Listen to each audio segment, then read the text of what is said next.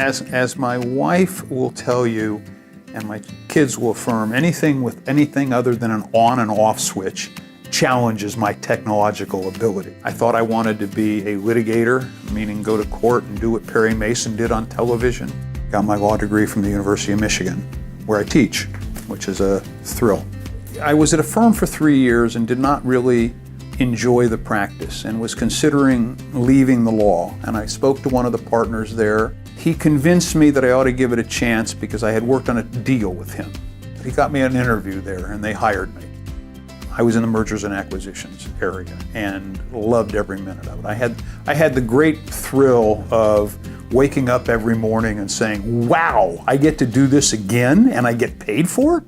One of my partners left the firm, he was a litigator, left the firm and joined a beeper company, a paging operation. He asked me if I would represent his company. I said yes, and lo and behold, like 4 or 5 weeks later, we were embroiled in applying for cellular telephony licenses. I don't think I'd ever heard the word telephony before. It was pure dumb luck. I first met Barry Adelman across the table when we were negotiating this Detroit cellular, non-wireless cellular license, and we were adversaries. All of the applicants in that market said, FCC, we're going to form a partnership. We're not going to have a comparative hearing. Give us time to form the partnership. I negotiated that partnership agreement. He was a deal maker. His creative approach to finding ways to yes actually became my mentor. Once we got through the initial settlements of the top 30, we ended up being the so-called Barry and Larry show, in which we were, I'm glad to say, I'm very proud to say, very instrumental in bringing those parties together. The cast of characters was like the Wild West in the early days of cellular. You had characters beyond belief, all kinds.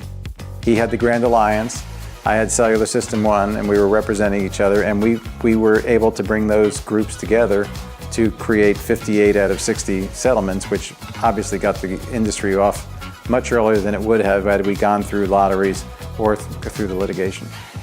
That was a trick. It was a lot of compromise. The hours were ridiculously long. Larry, I either lived in his office in Washington or he lived in my office in New York.